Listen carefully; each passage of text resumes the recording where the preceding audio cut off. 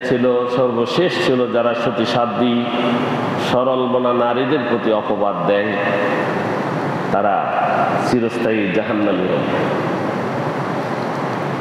আজকে আমরা আলোচনা করছি ফাসিক, কাফের, অসৎ লোকেরা জাহান্নামী হবে। যারা ফাসিক, যারা দিন ত্যাগ করে ফেলছে। কি করেছে? দিনের কিছু অংশ আমল করেছিল এবং এটা ছেড়ে দিয়েছে। এগুলো ফাসিক ব্যক্তি। ঈমান এনেছে, আমল করে না, জানে শুনে কিন্তু অস্বীকার করে না, এগুলো ফাসিক। আবার কিছু অস্বীকার করে, সেগুলো কি? কাফের। আর এক শ্রেণীর লোক আছে, জানে শুনে বুঝে সব কিছু পরেও তারা কি করে? অসৎ কাজে লিপ্ত রয়েছে। তারা জাহান্নামী হবে। আল্লাহ রাব্বুল আলামিন বলেছেন, ওয়া ইন্নাল ফুজ্জারা লাফি জাহিম। এই পাপিষ্ঠ লোকেরা, ফাসিক লোকেরা, কাফের লোকেরা এবং অসৎ লোকেরা, এই সকল পাপিষ্ঠরা জাহান্নামে জ্বলবে। কোথায়? জাহান্নামের আগুনে নিক্ষিপ্ত হবে। ইয়াসলাউনাহা ইয়াওমাদ্দিন। তারা কর্মফল দিবসে তাতে প্রবেশ করবে, অর্থাৎ জাহান্নামে প্রবেশ করবে।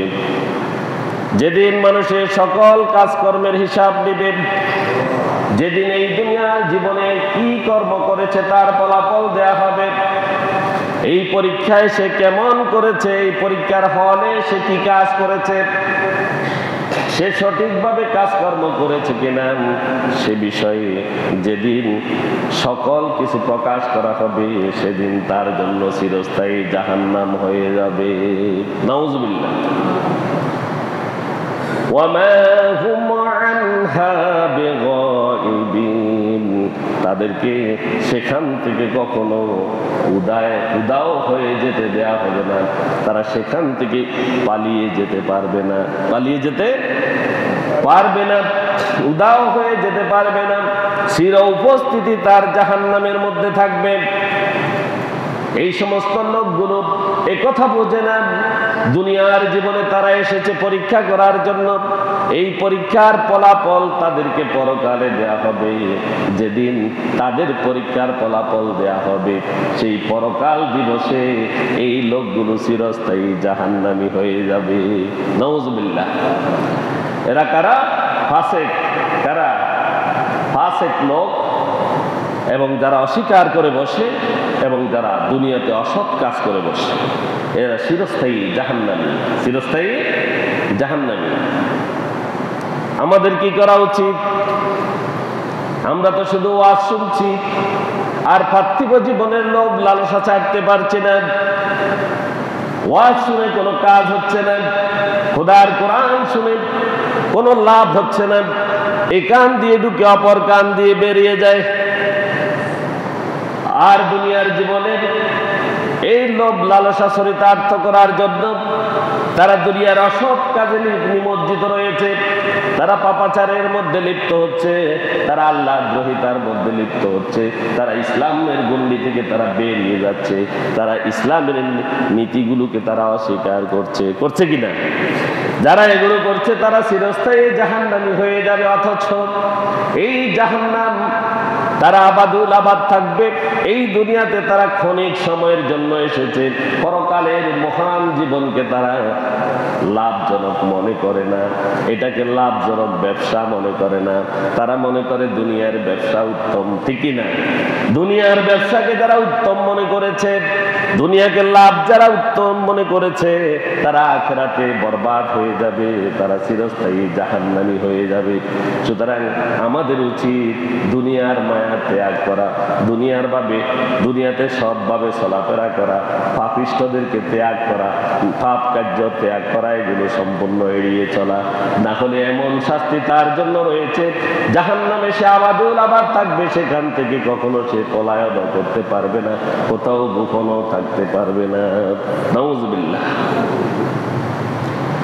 এরপর যারা চিরস্থায়ী জাহান্নামী হবে তারা হচ্ছে যারা ইচ্ছাকৃতভাবে সালাত ত্যাগ করে। যারা সালাত ত্যাগ করে, সালাত আদায় করে না, আজান দে মসজিদে, তারা অন্যদিকে চলে যায়। আজান দেওয়ার পরে দুনিয়ার সমস্ত কাজ বন্ধ। সব কাজ কি বন্ধ? ইয়া আইয়ুহাল্লাযীনা আমানু ইযা নুদিয়া লিস-সালাহ মিন ইয়াউমিল জুমআহ ফাসআউ ইলা যিকরিল্লাহ। আল্লাহ বলছেন, ইয়া আইয়ুহাল্লাযীনা আমানু, হে ঈমানদাররা, তোমরা যারা ঈমানের দাবি করছো, কি ইযা নুদিয়া লিস-সালাহ, যখন তোমাকে সালাতের জন্য আহ্বান করা হয়, মিন ইয়াউমিল জুমআতে, জুমার দিবসে, ফাসআউ ইলা যিকরিল্লাহ, তোমরা আল্লাহর জিকিরের দিকে দৌড়াও। এই জিকির মানে সালাত। আল্লাহর সালাত আদায় করার জন্য তোমরা দৌড়িয়ে মসজিদে যাও। আর আজান দেওয়ার পরে এখনো আমরা এখানে সামান্য কিছু মুসল্লি এসেছি, এখনো অনেক বাইরা হয়তো কাজ করছি, রাস্তায়, মাঠে ঘাটে, ফ্যামিলিতে, বাজারে কাজ করছি। এটা আসলে ঠিক নয়। আজান দেওয়ার সাথে সাথে মসজিদে চলে আসার জন্য আল্লাহ রাব্বুল আলামিন নিজেই বলেছেন। তাহলে আমরা আল্লাহ রাব্বুল আলামিনের আদেশ অমান্য করব কোন সাহসে? কোন দুঃসাহস আমাদের? আমাদের কি কোনো সাহস থাকার কথা? আমাদেরকে এই সাহস কে দিয়েছে? আর আমার রিজিকের মালিক আল্লাহ, আমার জীবনের মালিক আল্লাহ, সব কিছুর মালিক আল্লাহ, তিনি আমার সব কিছু দেবেন। সুতরাং আপনি কেন এত চেষ্টা করতেছেন? আর একটু কাজ বাড়াই করলে মনে হয় আপনার জীবিকা বেড়ে যাবে, এই জন্য দেরি করছেন। এটা ঠিক নয়। দ্রুত মসজিদে চলে আসেন। عن عبد الله بن عمر رضي الله تعالى عنه عن عبد الله بن عمر بن العاص رضي الله تعالى عنه قال عن النبي صلى الله عليه وسلم ذكر الصلاة يوما فقال من حافظ عليها كانت له نورا وبرهانا ونجاة يوم القيامة ومن لم يحافظ عليها لم يكن له نورا ولا برهان ولا نجاة وكان يوم القيامة مع قارون وفرعون وهامان وأبي بن خلف أو كما قال عليه الصلاة والسلام। হযরত আব্দুল্লাহ ইবনে উমর ইবনুল আস রাদিয়াল্লাহু তাআলা আনহু থেকে বর্ণিত, তিনি বলেন, রাসূলুল্লাহ সাল্লাল্লাহু আলাইহি ওয়াসাল্লাম বলেছেন, যাকারাস সালাত, যে ব্যক্তি সালাত আদায় করবে, যে ব্যক্তি না যাকারাস সালাত ইয়াওমান, একদিন রাসূল সাল্লাল্লাহু আলাইহি ওয়াসাল্লাম সালাত সম্পর্কে তিনি বলতেছিলেন। ফাকালা, তিনি বললেন, মান হাফাযা আলাইহা, যে ব্যক্তি সালাত আদায় করবে, সালাতের রক্ষণাবেক্ষণ করবে, সালাতের হেফাজত করবে, সালাতকে দুনিয়াতে প্রতিষ্ঠিত করবে, বলছে কানাত লাহু নূরান, কাল কিয়ামতের ময়দানে এই সালাত তার জন্য নূর বা আলো হিসেবে বিচ্ছুরিত হতে থাকবে। সুবহানাল্লাহ। তার জন্য জ্যোতি হবে, তার লাইট হবে, তার জন্য আলোকিত হয়ে যাবে তার পরকাল জীবন। যদি কেউ সালাতের হেফাজত করে, রক্ষণাবেক্ষণ করে এবং সমাজে সালাত প্রতিষ্ঠা করার চেষ্টা চালায়, ওই ব্যক্তির জন্য ময়দানে মাহশরে আল্লাহ রাব্বুল আলামিন সালাতকে তার জন্য নূর বানিয়ে দিবেন। ওয়া বুরহানান, এবং তার জন্য এটি একটি দলিল হবে। কি হবে? সে যে মুসলিম, সে যে আল্লাহর কথা মেনেছে, সে যে আল্লাহর ইবাদত করেছে, এই বিষয়ে সেই সালাত তার জন্য ময়দানে মাহশরে দলিল হিসাবে দাঁড়াবে। ওয়া নাজাতান, এবং তার জন্য সেটা মুক্তির উসিলা হয়ে যাবে। সুবহানাল্লাহ। সালাত তার জন্য মুক্তির উসিলা হবে। এরপর বলা হচ্ছে ওয়ামান লাম ইউহাফিজ আলাইহা, আর যে ব্যক্তি সালাতের রক্ষণাবেক্ষণ করবে না, সালাতের হেফাজত করবে না, সালাতকে সমাজে প্রতিষ্ঠা করার চেষ্টা করবে না, লাম ইয়াকুল লাহু নূরান, সালাত তার জন্য আলো হবে না, অর্থাৎ তার জন্য কাল কিয়ামতের দিবসে অন্ধকার হয়ে থাকবে। নাউযুবিল্লাহ। ওয়ালা বুরহান, এবং তার জন্য কোনো দলিলও থাকবে না, তার জান্নাতে যাওয়ার কোনো দলিল থাকবে না। ওয়ালা নাজাতান, এবং তার জন্য কোনো মুক্তির উসিলাও থাকবে না।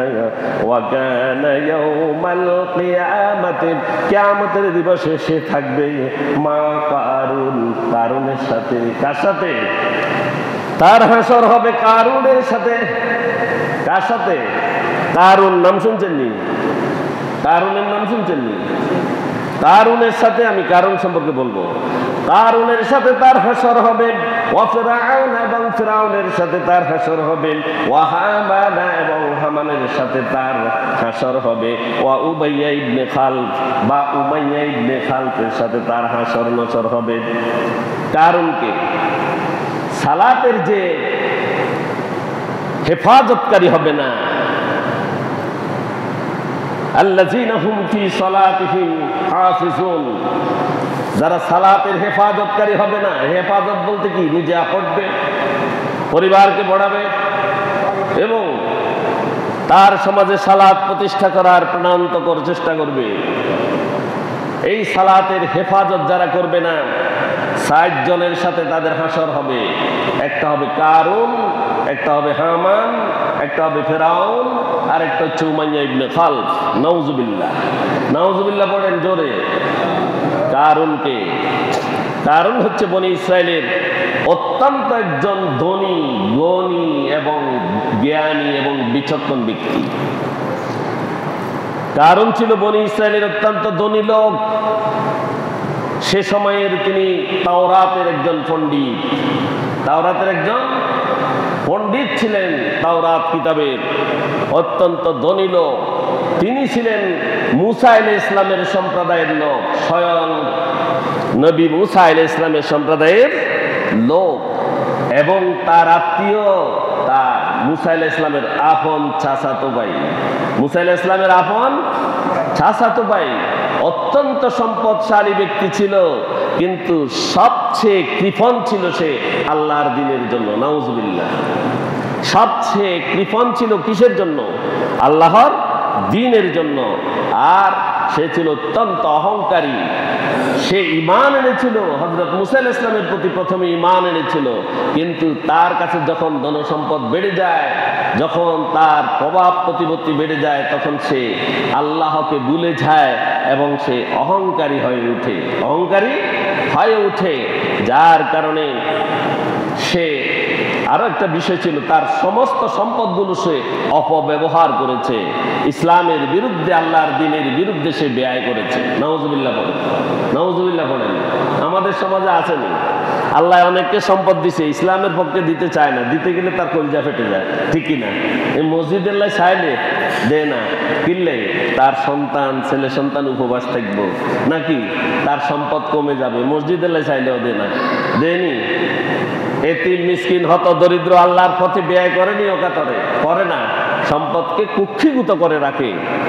এদের সবগুলোর হাসর নসর হবে কার সাথে? কারুনের সাথে। কার? কারুনের সাথে যদি মিলে যায়, কারুনের সাথে তার হাসর হবে। নাউজুবিল্লাহ বলেন। সম্পদের অপব্যবহার যারা করেছে, এখনো যারা করে, ইসলামের বিরুদ্ধে, আল্লাহর দ্বীনের বিরুদ্ধে যদি সম্পদ কেউ ব্যয় করে, কারুনের অবস্থা হবে তার। তার ধনভাণ্ডারের চাবিগুলো, এই যে কারুনের যে ধনভাণ্ডার ছিল, তার ধনভাণ্ডারের চাবিগুলো উপরের দিকে আলগাই রাখতে, উপরের দিকে মানে বহন করে নিতে একজন শক্তপোক্ত শক্তিশালী লোকের প্রয়োজন হইত। তার শুধু ধনভাণ্ডারের চাবিগুলো, চাবি বহন করতে একজন শক্তিশালী লোকের দরকার হতো। সেই কারুন এত সম্পদের মালিক এবং তাদের সম্পদ, তাদের সম্প্রদায়ের মধ্যে সবচাইতে বড় শিক্ষিত। সূরা আল কাসাসে তার কথা পুরাপুরি উল্লেখ আছে। আল্লাহ তাকে তার এই অহংকারের দরুন তার বাড়িঘর এবং সমুদয় সম্পদ সহ মাটিতে ডুবিয়ে দেন। সুবহানাল্লাহ, সুবহানাল্লাহ বলবেন না? তার এই অহংকারের কিছু আসেনি, নিচের দিকে দাবিয়ে দিয়েছে আল্লাহ সুবহানাহু ওয়া তাআলা তার সম্পদ সহ সবগুলোকে। এটা একমাত্র কারণ তার মধ্যে অহংকার এসেছিল এবং আল্লাহর নির্দেশ অমান্য করেছিল। আল্লাহর নির্দেশ অমান্য করেছিল এবং তার মধ্যে অহংকার এসেছিল। এখন আসেন, আমাদের দেশে অহংকারী লোক আসেনি? কথা বলেন, ওয়াজ শুনি আমরা, আমল তো নাই। অহংকারী লোক আছে কিনা? আছে। অহংকারী আলেম আছে, অহংকারী আলেম আছে, অহংকারী ধনী লোক আছে, আছে কিনা? এরকম অহংকারী যোদ্ধা আছে। অনেক ইসলামী আন্দোলনের কর্মীরাও অহংকারী আছে, আছে কিনা? আছে। অহংকার করা যাবে না। অহংকার হচ্ছে আল্লাহর গায়ের চাদর, আল্লাহর গায়ের চাদর। আর আল্লাহ বলছেন, রাসূল সাল্লাল্লাহু আলাইহি ওয়াসাল্লাম বলেছেন অহংকার হচ্ছে রাসূল বলেছেন আল্লাহর লুঙ্গি, কি? আল্লাহর পায়জামা। যারা এগুলো করবে আল্লাহর সাথে তারা যেন এগুলো নিয়ে টানাটানি করে, নাউজুবিল্লাহ, তাদের পরিণতি হবে ওই যে কারুনের মতো, তার সম্পদ সহ সে মাটির মধ্যে উধাও হয়ে যাবে, ধসে যাবে, ভিতরে ডুবে যাবে, নাউজুবিল্লাহ। সুতরাং অহংকার করা যাবে না এবং আল্লাহর নির্দেশ অমান্য করা যাবে না। আল্লাহ বলছে দান করার জন্য, আল্লাহ বলছে দান, হেমিয়ে মনে করছে খান, হেমিয়ে এগুলা খায়, দান করে না। কথা বুঝছেন নি? এখন এই লোক আসেনি আমাদের এলাকায়, আল্লাহ যেগুলো যেভাবে করতে বলেছে সেগুলো করে না, এরকম লোক আসেনি? আছে। এরকম দান করে না যে এরকম লোক আসেনি? সম্পদ আল্লাহ তাকে দিয়েছেন, সে সম্পদ আল্লাহর পথে ব্যয় করে না, অহংকারী। কি? অহংকারী। আর একটু সিনা ডুলায় হাঁটে, টাকা পয়সা একটু হইলে সিনা ডুলায় হাঁটে। আরে মিয়া, তোমাকে তো এগুলো আল্লাহ তাআলা দিছে, তোমাকে তো এইভাবে হাঁটতে বলেনি। এই অহংকার করলে সে যেন শুকনা মাটি দিয়ে হেঁটে যাচ্ছে, আর মাটিগুলো দ্বিখণ্ডিত হয়ে গেছে, বাঘ হয়ে গেছে, আর ওই মাটির ফাঁক দিয়ে সে যেন নিচের দিকে দেবে যাচ্ছে, নাউজুবিল্লাহ। তার পরিণতি এমন হবে। এরপরে হামানকে, হামান হলো ফেরাউনের একজন রাজ দরবারের বিচার বিভাগের কর্মকর্তা। রাজ দরবারের বিচার বিভাগের কর্মকর্তা ছিল হামান। আদালতে বিচার বিভাগের কর্মকর্তা ছিল কে? হামান। কার? ফেরাউনের। ভালো করে শুনেন, ফেরাউনের বড় কর্মকর্তা, মহাধর্মযাজক, মহাবিচারক। আর ফেরাউনের যত অপকর্ম আছে সব অপকর্মের পরামর্শদাতা, সব অপকর্মের পরামর্শদাতা। আমাদের দেশে বড় বড় বিচারপতিরা বিচার করে যে দেখেন না, যে এই বিচার সাধারণ পাবলিকও টের পায় যে কি ভুল, কি ভুল। এই ফেরাউনের সেখানে যে অপকর্মকারী আদালতে বিচারক ছিল, এখন আমাদের দেশে বা আমাদের পৃথিবীতে আছে কিনা? আছে নাই? স্কাইফি কেলেঙ্কারির কথা শুনছিলেন নি? শুনছেন নি? শুনেন না? তুমি আদালতে দাঁড়াইয়া যাবা, আমি তোমাকে বসাইয়া দিব, এগুলা বিচারকদের কাম। তাড়াতাড়ি একটা রায় দিয়ে দাও, সাইদি সাহেবকে ফাঁসি দিয়ে দাও, করছে না এগুলা? কথা বলেন না কেন? করে নাই? এই ওই সময়ের হামানের মতো লোক এই দেশে আসেনি? এই জন্য এই দেশেও ফেরাউন কিন্তু খোদাইশ হচ্ছে, জন্মগ্রহণ করছে, ঠিক কিনা? ফেরাউন এই দেশেও আসেনি? ওই ফেরাউনের চরিত্রের সাথে যাদের মিল, তারা আরেক ফেরাউনারই, নব্য ফেরাউন। কি? নব্য ফেরাউন, নতুন ফেরাউন। এই ফেরাউনের সময়ে হামান ছিল ফেরাউনের পরামর্শদাতা, চিফ অ্যাডভাইজার, এবং সে ছিল প্রধান কর্মকর্তা তার রাজ দরবারে। ফেরাউনের সকল অপকর্মের সাথে সম্পৃক্ত ছিল এই হামান। সে ছিল একজন মূর্তি পূজারী এবং অহংকারী। আল কোরআনে হামানকে ফেরাউনের সহযোগী এবং মুসা আলাইহিস সালামের বিরুদ্ধে উস্কানি দাতা হিসেবে উল্লেখ করা হয়েছে। কাকে? ওই হামানকে। মুসা আলাইহিস সালামের বিরুদ্ধে যত উস্কানি দিত এই হামান, ফেরাউন যত কাজ করত, এটার মূল ইন্ধনদাতা কে ছিল? হামান। এগুলো কোরআনে উল্লেখ আছে। একজন মিথ্যাবাদী লোক ছিল, যার জীবনে সত্যের কোনো কথা পাওয়া যায় না। এরপরে ফেরাউনের সকল আদেশ বাস্তবায়ন করত কে? এই হামান। হামান সকল আদেশ বাস্তবায়ন করত। যেরকম আমাদের দেশের প্রধানমন্ত্রীরা প্রধান বিচারপতির বলে, আমি যাহা বলি তাহা রায় দিতে হবে, তাহা রায় দিতে হবে। সেই ফেরাউনের সেখান থেকে শিক্ষা গ্রহণ করে বাংলাদেশেও এসেছে, আল্লাহ তাদের হেদায়েত নসিব করুন, আমিন বলেন। এরপরে ফেরাউনের সাথে তার শেষ পরিণতি হয়েছিল, ওই যে আগে বলছিলাম কারুন তো তার সহায় সম্পদ মাটির মধ্যে ডুবে গিয়েছিল। আর হামান সে ফেরাউনের সাথে নীল নদে ডুবে মরেছিল। নীল নদে তাদের সাঙ্গ ফাঙ্গ লই সমুদ্রে ডুবে সবগুলো মরেছে। আর একজন হচ্ছে ফেরাউনের কথা তো আপনারা জানেন। ফেরাউন নিজেকে খোদা দাবি করেছিল, আল্লাহ দাবি করেছিল, আল্লাহ দাবি করেছিল, এবং তার অত্যাচার এর কথা আপনারা বিভিন্ন ওয়াজ মাহফিলে শুনেন, হুজুরেরা বলেন।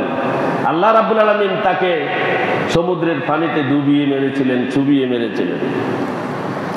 এরপরে আরেকজন হচ্ছে রাসূলুল্লাহ সাল্লাল্লাহু আলাইহি সাল্লাম যখন মক্কায় ইসলামের দাওয়াত দিচ্ছিলেন, উমাইয়া ইবনে খালফ, সে তার একজন চাকর ছিল, নাম জানেন না আপনারা? হযরত বেলাল রাদিয়াল্লাহু তাআলা আনহু। হযরত বেলাল রাদিয়াল্লাহু তাআলা আনহু ইসলাম ধর্ম গ্রহণ করার কারণে তাকে মক্কার উত্তপ্ত বালুকা রাশির মধ্যে তার গলার মধ্যে রশি পেঁচিয়ে তার মক্কার যুবকদেরকে লেলিয়ে দেয়া হয়েছে। তাকে রশি দিয়ে টান মেরে ফেসদাইতে তার সমস্ত পিঠের চামড়াগুলো উঠে গিয়েছিল। নাউজুবিল্লাহ। এই উমাইয়া বিন খালফ হযরত বেলাল রাদিয়াল্লাহু তাআলা আনহুকে দুপুরের প্রহরে, ঠিক দ্বিপ্রহরে উত্তপ্ত ফুটন্ত বালুর মধ্যে চিৎ করে শুয়ে তার বুকের উপরে পাথর চাপা দিয়েছিল এবং তাকে বলেছিল, তুমি ঈমান ত্যাগ করো, মুসলমানের ধর্ম ত্যাগ করো, মুহাম্মদের ধর্ম ত্যাগ করো, না হলে তোমাকে চেয়ে আরো ভয়াবহ আযাব দেব। হযরত বেলাল রাদিয়াল্লাহু তাআলা আনহুর বুকের এবং পিঠের চামড়াগুলো এবং মাংসগুলো জলসে গিয়েছিল, উঠে গিয়েছিল, তবুও তিনি বলেছিলেন আহাদ আহাদ, এক এক। সেই হযরত বেলাল রাদিয়াল্লাহু তাআলা আনহু এবং যারা ইসলাম গ্রহণ করেছে সেই উমাইয়া বিন খালফ তাদেরকে কঠোর শাস্তি দিয়েছে, কঠোর হাতে দমন করার চেষ্টা করেছে। সে ছিল মক্কার কুরাইশ গোত্রের লোক। রাসূলুল্লাহ সাল্লাল্লাহু আলাইহি ওয়াসাল্লাম যেই গোত্রে জন্মগ্রহণ করেছিলেন সেই এক প্রভাবশালী গোত্রের নেতা ছিল, সে ছিল বনি জুমা গোত্রের প্রধান। ইসলাম ধর্মের একজন কট্টর বিরোধী ব্যক্তি ছিল। বদরের যুদ্ধে সে কুরাইশদের পক্ষে রাসূল সাল্লাল্লাহু আলাইহি ওয়াসাল্লামের বিরুদ্ধে যুদ্ধ করেছিল। মজার বিষয়, সে যখন মক্কায় রাসূল সাল্লাল্লাহু আলাইহি ওয়াসাল্লামকে দেখত, সে একটা উট তার ছিল, খুব মোটা তাজা উটকে ডেলি 7 কেজি দানা খাওয়াইতো। দানাদার খাওয়ার ওটকে খাওয়াই, ইয়াকে ঘোড়াকে খাওয়াইতো। আর রাসূলুল্লাহ সাল্লাল্লাহু আলাইহি ওয়াসাল্লামকে বলতো, এ মুহাম্মদ, তোমাকে আমি এই ঘোড়ার পিঠে ছড়ে তোমাকে আমি হত্যা করব। এই কথা রাসূল সাল্লাল্লাহু আলাইহি ওয়াসাল্লামকে বলতো উমাইয়া বিন খালফ। আর এই বদরের যুদ্ধে সেই ঘোড়া নিয়েই সে অংশগ্রহণ করেছিল বদরের প্রান্তরে। সাহাবীরা যখন দেখলো উমাইয়া বিন খালফ তার অনেকগুলো লোক নিয়ে আসছে, তখন রাসূল সাল্লাল্লাহু আলাইহি ওয়াসাল্লামকে বলল যে উমাইয়া বিন খালফ আসছে, যে খোলা তলোয়ার নিয়ে ওই ঘোড়ায় চড়ে আসতেছে, রাসূল আমরা তাকে আক্রমণ করি। রাসূল বললেন, না, তোমরা তাকে আসতে দাও, তাকে আসতে দাও। রাসূল সাল্লাল্লাহু আলাইহি ওয়াসাল্লাম তার এক সাহাবী থেকে একটা ছোট বর্ষা নিয়ে যখন এইভাবে তিনি নাড়া দিলেন, নাড়ার সাথে সাথে উমাইয়া বিন খালফের চারপাশের যত লোক ছিল সবগুলো ভূমিকম্পে যেরকম ধুলাবালি উড়ে চলে যায় এরকম খড়কুটার মতো চারদিকে ছড়িয়ে পড়লো। আর রাসূলুল্লাহ সাল্লাল্লাহু আলাইহি ওয়াসাল্লাম দেখলেন সে তার মাথায় শিরস্ত্রাণ করে আছে এবং তার কোথাও খালি নেই, শুধু একটা ফাঁকা জায়গা রয়েছে তার এই জায়গাতে, যেই জায়গাতে রাসূল সাল্লাল্লাহু আলাইহি ওয়াসাল্লাম ওই বর্ষা মারার সাথে সাথে তার এখান দিয়ে বর্ষা ঢুকে গেল। এখানে বর্ষা ঢুকে গেল। ঢুকার পরে সেই বর্ষা এমনভাবে ঢুকছে তার শরীর থেকে আর এক ফোঁটা রক্ত বের হতে পারেনি। সুবহানাল্লাহ, এক ফোঁটা রক্ত বের হতে পারেনি। সেখান থেকে বর্ষাকে ভেঙে তাকে, সে যখন যাচ্ছে বদরের যুদ্ধে আবার সে বন্দী হলো। কি হলো? বন্দী হলো। এই অবস্থায় বন্দী হওয়ার পরে হযরত বেলাল রাদিয়াল্লাহু তাআলা আনহু তাকে তার সামনে গেলেন এবং তাকে বললেন, আমি তোমাকে চিনতে পেরেছি এবং তুমি যে আমাকে অতীতে যে নির্যাতন করেছিলে সেই নির্যাতনের কথাও আমার স্মরণ আছে। এই কথা হযরত বেলাল রাদিয়াল্লাহু তাআলা আনহু সামনে গিয়ে বলেছিলেন। পরবর্তীতে সাহাবীরা তাকে হত্যা করলো। কোনো বর্ণনায় ইতিহাসবিদেরা বলেন যে রাসূল সাল্লাল্লাহু আলাইহি ওয়াসাল্লামের হাতেই সে নিহত হয়েছিল। তো এটাও সত্য যে বর্ষা খোলার পর সে ইন্তেকাল করেছে। এখানে হাদিস দ্বারা কি বলা হচ্ছে? যারা সালাত আদায় করবে না, রাসূল বলেছেন সালাত যারা ত্যাগ করবে, সালাতকে যারা হেফাজত করবে না, সালাতকে যারা প্রতিষ্ঠিত করবে না, তার ব্যক্তি জীবনে, সামাজিক জীবনে, পারিবারিক জীবনে, রাষ্ট্রীয় জীবনে সালাত নিজে পড়বে না, সালাত পড়াবে না, সালাতের জন্য কি মানুষকে ডাকবে না, আহ্বান করবে না, এই ব্যক্তির হাসর নসর হবে কারুনের সাথে, ফিরাউনের সাথে, হামানের সাথে, উমাইয়া ইবনে খালফের সাথে। নাউজুবিল্লাহ, নাউজুবিল্লাহ পড়েন। আমরা তো এখানে যেতে চাই না নাকি? আল্লাহ আমাদের হেফাজত করুন, প্রত্যেকে বলি আমিন। এরপর সক্ষমতা এবং সামর্থ্য থাকার পরও যে ব্যক্তি হজ করবে না, সামর্থ্য থাকা, শারীরিক সক্ষমতা আছে, অর্থনৈতিক সামর্থ্য আছে, এরপরে যে ব্যক্তি হজ করবে না সে ব্যক্তি চিরস্থায়ী জাহান্নামী, চিরস্থায়ী জাহান্নামী। আল্লাহ আমাদের প্রত্যেককে হেফাজত করুন। আল্লাহ আমাদের সম্পদ এবং সামর্থ্য হিসাব করে আমাদেরকে হজ করার তৌফিক দান করুন, প্রত্যেকে বলি আমিন। عن عمر بن الخطاب رضي الله تعالى عنه أنه قال لقد هممت أن أبعث رجلا إلى خازف الأمصار فينظر كل من كان له جدة ولم يحج ليضرب عليهم الجزية ما لم بمسلمين قال رسول الله صلى الله عليه وسلم। রাসূল সাল্লাল্লাহু আলাইহি ওয়াসাল্লামের একটি হাদিস হযরত উমর ইবনুল খাত্তাব রাদিয়াল্লাহু তাআলা আনহু বর্ণনা করেন। হযরত উমর ইবনুল খাত্তাব কে?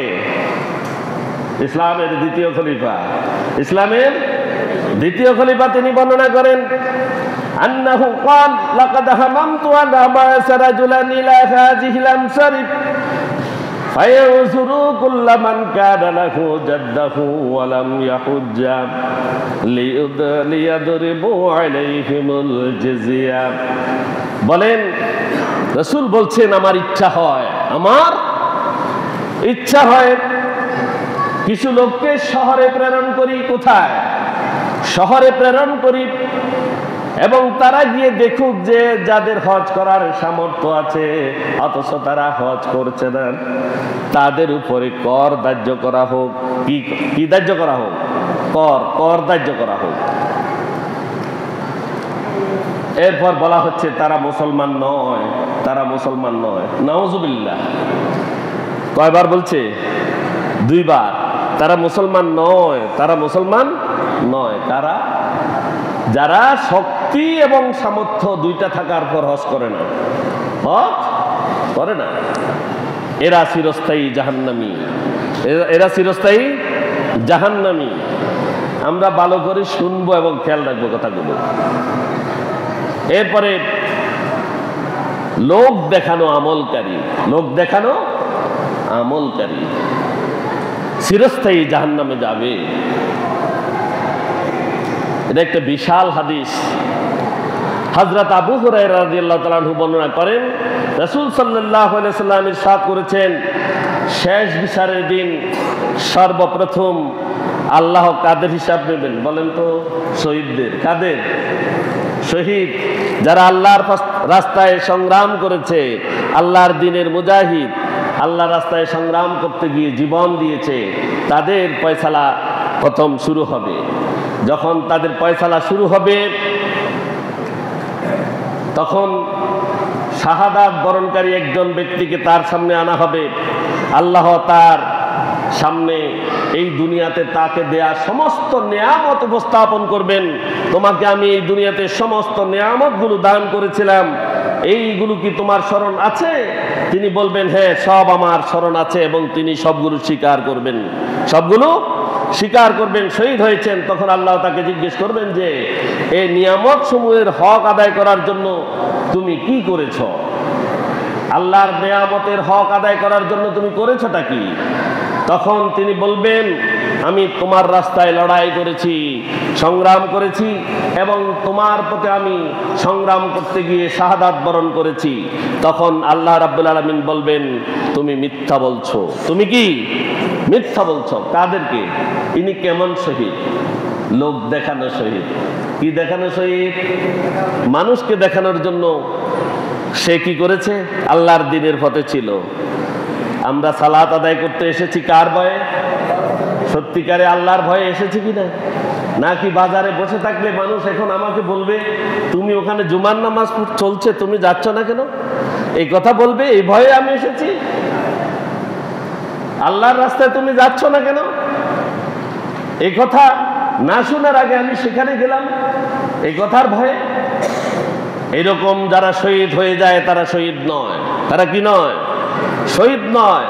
যারা তাদের খালেস নিয়ত নিয়ে সত্যিকার অর্থে আল্লাহর দ্বীনকে প্রতিষ্ঠা করার জন্য আল্লাহর দ্বীনের দিকে ধাবিত হয়, তারা যদি সেখানে শহীদ হয় তারাই শহীদের মর্যাদা পাবে। আর না হলে শুধু লোক দেখানোর জন্য যদি সে যায় তাহলে সে শহীদের মর্যাদা সে পাবে না। তখন আল্লাহ বলবেন তুমি মিথ্যা বলছো, লোকেরা তোমাকে বাহাদুর বলবে। লোকেরা তোমায় কি বলবে? বাহাদুর বলবে। এই জন্য তুমি লড়াই করেছিলে। আর তোমাকে পৃথিবীর লোকেরা বাহাদুর বলেছেও। তোমাকে পৃথিবীর লোকেরা বলেছে তুমি মোটাসোটা, তোমার অনেক সাহস, অনেক শক্তি, তুমি অনেক কিছু করেছো, তুমি অনেক বাহাদুর, এই কথা পৃথিবীর লোকেরা বলেছে। তুমি এগুলো পাওয়ার জন্য দুনিয়াতে এগুলো করেছ। অতঃপর আল্লাহ রাব্বুল আলামিন ফেরেশতাদেরকে আদেশ দিবেন, হে ফেরেশতারা তোমরা তাকে ধরো, তাকে ধরো, এরপরে তাকে উফুট করো। এখানে উফুট করে তার পা দিয়ে টেনে টেনে তাকে হেস দিয়ে তাকে জাহান্নামে ফেলে দাও। নাউযুবিল্লাহ।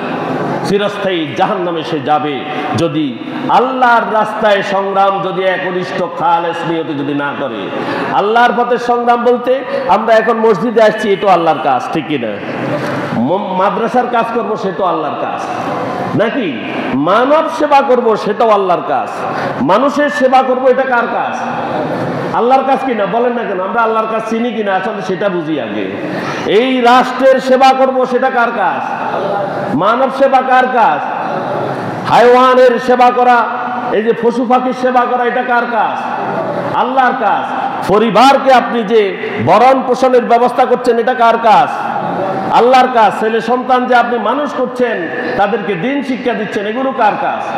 আল্লাহর কাজ। আপনি আল্লাহর কাজগুলো একান্তভাবে আল্লাহর ওয়াস্তে করবেন। কার ওয়াস্তে? আপনাকে সৃষ্টি করা হয়েছে এই কাজগুলো করার জন্য। আপনি যদি এটার ব্যতিক্রম করেন তাহলে আপনার কথাই এখানে বলা হচ্ছে, আপনি দুনিয়াতে বাহবা পাওয়ার জন্য, পরিবারের মন পাওয়ার জন্য, আরেকজনের মন পাওয়ার জন্য, আরেকজন আপনাকে বাহাদুর বলবে, এই জন্য যদি আপনি কাজ করে থাকেন, দুনিয়াতে সবগুলো পাবেন কিন্তু পরকালে আপনার জন্য জাহান্নাম নির্ধারিত। নাউযুবিল্লাহ। এরপরে ওই ব্যক্তিকে উপস্থিত করা হবে যেই পৃথিবীতে অনেক জ্ঞান অর্জন করেছে, অনেক জ্ঞানী গুণী, এবং মানুষকে শিক্ষাও দিয়েছে, কোরআনের শিক্ষা দিয়েছে, হাদিসের শিক্ষা দিয়েছে, স্কুল কলেজে সে পড়িয়েছে, সে অনেক জ্ঞানের মালিক, সে জ্ঞান অর্জন করেছে, জ্ঞান দিচ্ছে। আল্লাহ তাকে তার নিয়ামত সমূহের কথা তাকে স্মরণ করিয়ে বলবেন, আমি এই এই নিয়ামত দুনিয়ার বুকে তোমাকে দিয়েছি, তোমার কি এই নিয়ামতের কথা স্মরণ আছে? তখন সে বলবে, হ্যাঁ, আপনি নিয়ামতগুলো দিয়েছেন, এগুলো আপনার নিয়ামতের কথা স্মরণ আছে। আর তখন বলবে, তোমার কি এই নিয়ামতের কৃতজ্ঞতা স্বরূপ তুমি এই দুনিয়াতে কি করেছ? তখন আলেম বলবে, আমি জ্ঞান অর্জন করেছি এবং লোকদেরকে শিখিয়েছি কেবলমাত্র তোমার সন্তুষ্টির জন্য। এই লোকদেরকে কোরআন শুনিয়েছি, কোরআন শিখিয়েছি তোমার সন্তুষ্টির জন্য। আল্লাহ বলবেন, তুমি মিথ্যা বলছো। তুমি কি? যারা সঠিকভাবে আল্লাহর দ্বীনকে প্রচারের জন্য দ্বীন শিখে নেই, আল্লাহর দ্বীনকে তার জমিনে প্রতিষ্ঠা করার জন্য, তাকে আল্লাহ যে জন্য দুনিয়াতে পাঠিয়েছে ওই জন্য ওই কারণগুলো সে বাস্তবায়ন করতে আসেনি।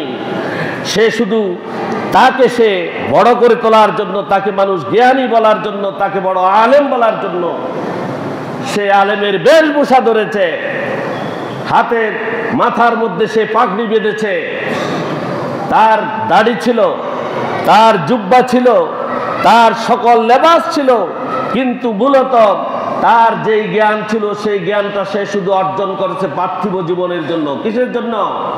পার্থিব জীবনের জন্য। এই লোকগুলো কে আল্লাহ বলবেন যে তুমি মিথ্যা বলছো, তুমি আমার জন্য এগুলো করনি, তুমি তোমার পার্থিব জীবনের সুখ ভোগ করার জন্য এগুলো করেছ, আর তুমি এগুলো করেছ তোমাকে লোকে কারি বলবে, লোকেরা তোমাকে জ্ঞানী বলবে, তুমি একজন আলেম, তুমি একজন কারি নিজেকে দুনিয়াতে প্রকাশ করেছ, আর এই প্রকাশ করার পরে লোকেরা তোমাকে আলেমও বলেছে, তোমাকে কারিও বলেছে, সুতরাং পরকালে তোমার জান্নাতে কোনো অংশ নাই। নাউজুবিল্লাহ। অতঃপর ফেরেশতাদেরকে নির্দেশ দেওয়া হবে, ধরো এই ব্যক্তিকে, ধরে উফুট করে তার পা ধরে টেনে নিয়ে তাকে জাহান্নামে ফেলে দাও। নাউজুবিল্লাহ। এরপরে তৃতীয় ব্যক্তিকে উপস্থাপন করা হবে, যাকে পৃথিবীতে অনেক ধনসম্পদ দিয়েছে, সচ্ছলতা দিয়েছে, তাকে ফুলে ফলে সুশোভিত করে দিয়েছে, সকল ধরনের ধনসম্পদ তাকে দান করা হয়েছে। আল্লাহর দেয়া নিয়ামত সমূহের কথা তাকে স্মরণ করে দিয়ে আল্লাহ রাব্বুল আলামিন তাকে বলবেন যে এই নিয়ামতের কৃতজ্ঞতা প্রকাশের জন্য তুমি দুনিয়াতে কি করেছো আমাকে বলো। সে বলবে, হে আল্লাহ, আমি ওই সকল রাস্তায় সম্পদ ব্যয় করেছি যেখানে ব্যয় করা তোমার পছন্দ। আল্লাহ বলবেন তুমি মিথ্যা বলছো। নাউজুবিল্লাহ। আল্লাহ বলবেন তুমি মিথ্যা বলেছ, তুমি এই জন্য সম্পদ ব্যয় করেছো যে যেন লোকেরা তোমাকে দানবীর বলে। কি বলে? তুমি অনেক দাতা, অনেক দানবীর তোমাকে এই কথা বলবে, এজন্য তুমি সম্পদ ব্যয় করেছো। আর পৃথিবীতে লোকেরা তোমাকে দানবীর বলেছেও, দানবীর বলেছেও। এজন্য দান করতে ডান হাতে দান করা হবে, কিন্তু বাম হাত টের পাবে না, বাম হাত টের পাবে না। ওই গোপন দান আল্লাহর কাছে বেশি পছন্দনীয়, এবং ওই গোপন দানকারী আরশের নিচে ছায়া পাবে কাল ময়দানে মাহাশরে। ঠিক কিনা? অতঃপর ফেরেশতাদেরকে নির্দেশ দেওয়া হবে, এই লোকটাকে ধরো তোমরা, উফুট করে টেনে নিয়ে তাকে জাহান্নামে নিক্ষেপ করো। সুতরাং আমরা যে একটা বিশাল হাদিস পড়লাম, এখানে কি পড়লাম আমরা? আল্লাহর দ্বীনের কাজ করতে হবে একনিষ্ঠ নিয়তে। ঠিক কিনা? এক নম্বর, আল্লাহর দ্বীনের কাজ করতে হবে একনিষ্ঠ নিয়তে, যে আল্লাহ রাব্বুল আলামিন আমাকে তার দ্বীন প্রতিষ্ঠার জন্য এই দুনিয়াতে পাঠিয়েছেন, এই কথা মনে রাখতে হবে। তার দ্বীন প্রতিষ্ঠার কাজ আমি করব, আর এই পথে যদি আমি শহীদ হয়ে যাই আমি জান্নাত পাবো। এই নিয়তগুলো থাকবে। শাহাদাতের তামান্না, আকাঙ্ক্ষা যেই মুমিনের অন্তরে নাই, সেই ব্যক্তির মৃত্যু হবে আইয়ামে জাহেলিয়াতের মৃত্যু। নাউজুবিল্লাহ। আইয়ামে জাহেলিয়াতে তারা মরেছে যেভাবে, শিগাল কুকুরের মতো। আর যে ব্যক্তির শাহাদাতের তামান্না নেই, আল্লাহর রাস্তায় লড়াই করে, সংগ্রাম করে, আল্লাহর দ্বীনের কথা বলে, আল্লাহর দ্বীন প্রতিষ্ঠা করার সংগ্রামে নিজেকে উজ্জীবিত করে এগিয়ে যাব পরকালে জান্নাত লাভের আশায়, এই কথা যার অন্তরের ভিতরে নাই, তার মৃত্যু হবে জাহেলিয়াতের মৃত্যু। কিসের মৃত্যু? জাহেলিয়াতের মৃত্যু। আর সে যদি এই দুনিয়াতে লোক দেখানোর জন্য যদি আল্লাহর দ্বীনের কোনো কাজ করে, যেমন নামাজ পড়া, রোজা রাখা, হজ করা, যাকাত দেয়া এবং দুনিয়ার ভালো কাজ যেগুলো আছে সবগুলো যদি লোক দেখানোর জন্য করে থাকে, তাহলে আল্লাহ রাব্বুল আলামিন তার জন্য চিরস্থায়ী জাহান্নাম রেখেছেন। এটা এক নম্বর। দ্বিতীয় নম্বর কথা হচ্ছে জ্ঞান অর্জনকারী আলেম। জ্ঞান অর্জনকারী আলেম যে জ্ঞান অর্জন করেছে এই দুনিয়াতে শুধু বাহবা পাওয়ার জন্য, অমুক আলেম তমুক আলেম বলবে, তাকে বিশাল আলেম বলবে, এই সমস্ত কারণে সে যদি জ্ঞান অর্জন করে থাকে, এই জ্ঞান অর্জন তার কোনো কাজে আসবে না। কারণ তালাবাল ইলমে ফারিদাতুন আলা কুল্লি মুসলিমিন, প্রত্যেক মুসলমান নরনারীর উপরে জ্ঞান অর্জন করা ফরজ, আল্লাহ করে দিয়েছেন। কিন্তু জ্ঞান অর্জন করার পরে কি করতে বলা হয়েছে? লোকদের মাঝে জ্ঞান শিক্ষা দিতে বলা হয়েছে। কিভাবে? আল্লাহ বলছেন লা ইয়াস্তারু বিহি সামানান কালিলা, লা ইয়াস্তারু বিহি সামানান কালিলা। আমার এই আয়াতগুলোকে তোমরা অল্প মূল্যে বেচিও না, অল্প মূল্যে তোমরা কি করিও না, বিক্রি করে দিও না। যেখানে সেখানে নিজেকে বিক্রি করে দেয়, আল্লাহর সেই কোরআনকে তারা বিক্রি করে খায়, এবং দুনিয়াতে তাকে ভালো আলেম বলে, বড় আলেম বলে, দুনিয়ার পূজা সে সহ্য করে। এই সমস্ত জ্ঞানী যারা, এদেরকেও জাহান্নাম দেয়া হবে।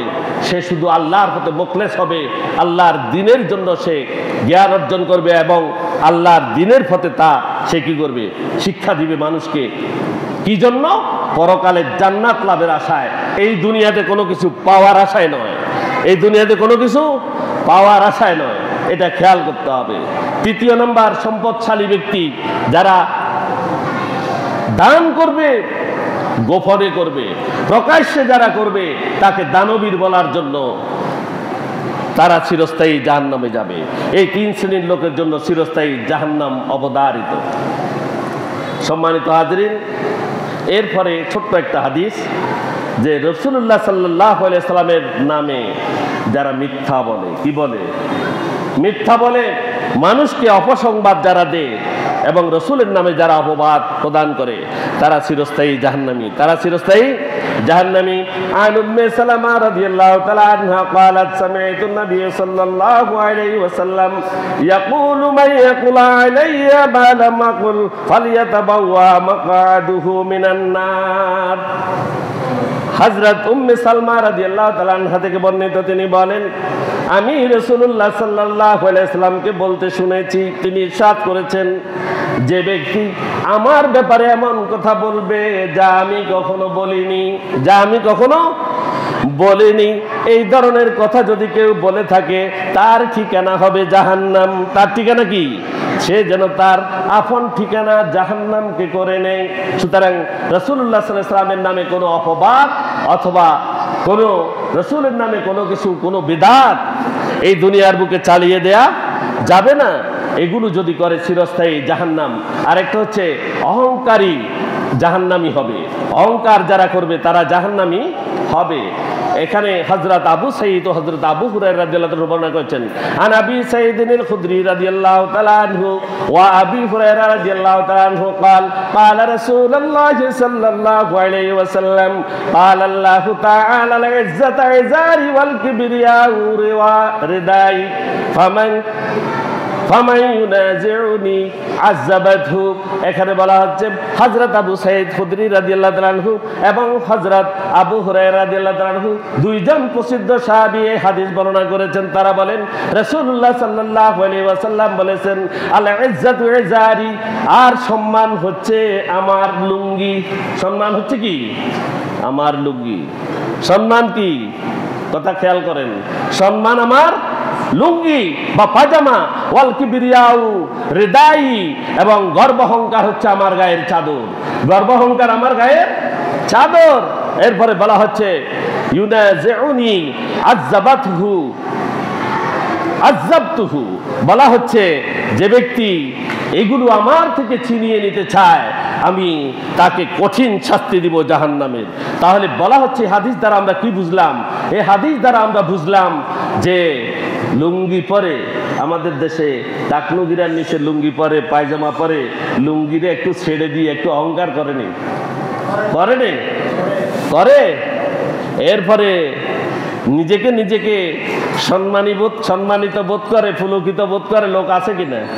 জামা কাপড় ভালো পরে নিজেকে একটু পুলকিত বোধ করে, আনন্দ বোধ করে, একটু লুঙ্গিরে একটু আলগায় হাঁটে, এরকম লোক আসেনি? আছে। এরপরে আরেক শ্রেণীর লোক আছে যে একটু টাকা পয়সা হইলে দরাচোয়ার বাহিরে চলে যায়, সে একটু গর্ব অহংকার করে, মানুষকে মানুষ বলে মনে করে না, একটু তাদের থেকে আলাদা থাকতে চায়। সমাজে এরকম আছে কিনা? বলেন না কেন? আছে। আপনাদের আশেপাশে দেখেননি? আল্লাহ বলছেন, খবরদার, এই দুনিয়াতে জাতির কাছে যদি নিজেকে বেশি বেশি সম্মানী বোধ করো, আর যদি তুমি বেশি এই দুনিয়াতে অহংকার করো, তাহলে খেয়াল রাখবা তুমি আমার গায়ের চাদর এবং তুমি আমার জামা নিয়ে টানাটানি করছো, নাউজুবিল্লাহ, আর তোমার জন্য আমি জাহান্নাম প্রস্তুত করে রেখেছি। আর রাসূল সাল্লাল্লাহু আলাইহি ওয়াসাল্লাম আরো বলেছেন, সে ব্যক্তির পরিণতি হচ্ছে সে শুকনা মাটি দিয়ে হেঁটে যাচ্ছে, মাটি দুই ভাগ হয়ে গিয়েছে, আর মাঝখান দিয়ে সে নিচের দিকে মাটির অতল তলে যেন সে ডুবে যাচ্ছে, নাউজুবিল্লাহ। সুতরাং অহংকার এবং নিজেকে বেশি সম্মানী বোধ করা এবং এগুলো নিয়ে নিজেকে আনন্দিত হওয়া, পুলকিত বোধ করা, এগুলো হারাম। এগুলো কি? হারাম। এগুলো করলে চিরস্থায়ী জাহান্নাম তার জন্য অপেক্ষা করছে। সম্মানিত হাজরিন, আমরা কোনো এক সময় যদি পারি আর বাকিগুলো আলোচনা করব। আগামী জুমা থেকে তো আমাদের রাসূলুল্লাহ সাল্লাল্লাহু আলাইহি ওয়াসাল্লামের সিরাতের মাস, নাকি আগমনের মাস। এ মাসে আমরা প্রত্যেকে কতগুলো বই বলছি, বইয়ের নাম বলছি, এই বইগুলো পড়বেন ইনশাআল্লাহ। পড়বেন তো? আমরা রসুলের উম্মত কিনা বলেন? আমরা রসুলের উম্মত নয়? রসুল সম্পর্কে আমাদের জানা প্রয়োজন আছে কিনা? আমরা পড়বো সিরাতে সরওয়ারে আলম, আমরা পড়বো কি রাসূলুল্লাহ সাল্লাল্লাহু আলাইহি ওয়াসাল্লামের জীবনীর মতো যত বই আছে, রাসূল সাল্লাল্লাহু আলাইহি ওয়াসাল্লামের মক্কার জীবন, রাসূলুল্লাহ সাল্লাল্লাহু আলাইহি ওয়াসাল্লামের বিপ্লবী জীবন আমরা পড়বো কিনা? সিরাত ইবনে হিশাম, সিরাত ইবনে হিশাম, সিরাতের কিতাবগুলো আমরা এই মাসে পড়বো এবং আমরা মাসের প্রথম থেকে শুরু করব। রাসূলুল্লাহ সাল্লাল্লাহু আলাইহি ওয়াসাল্লামের জীবনী জানবো এবং নিজেদেরকে রাসূলের জীবনের সাথে অঙ্গাঙ্গিভাবে জড়ানোর চেষ্টা করব। না হলে কিন্তু আমরা জান্নাত যত কাছে মনে করছি এত কাছে নয়, এত কাছে নয়। জাহান্নাম থেকে নিজেদেরকে বাঁচানোর জন্য রাসূলুল্লাহ সাল্লাল্লাহু আলাইহি ওয়াসাল্লামের জীবনের অনুসারী হতে হবে আমাদেরকে, ঠিক কিনা? এটার সাথে একমত কারা কারা? রাসূলের অনুসারী কারা হতে চান? ওমা, অনেকে হতে চায় না, মনে বুঝেন না আর কথা। আসলে আল্লাহ আমাদেরকে রাসূলের অনুসারী হওয়ার তৌফিক দান করুন, আল্লাহ আমাদেরকে জান্নাতি হওয়ার তৌফিক দান করুন। আল্লাহ রাব্বুল আলামিন আমাদের জন্য জাহান্নাম হারাম করে দিন। ওয়া আখিরু দাওয়ানা আলহামদুলিল্লাহি রাব্বিল আলামিন। আসসালামু আলাইকুম ওয়া রাহমাতুল্লাহি ওয়া বারাকাতুহু।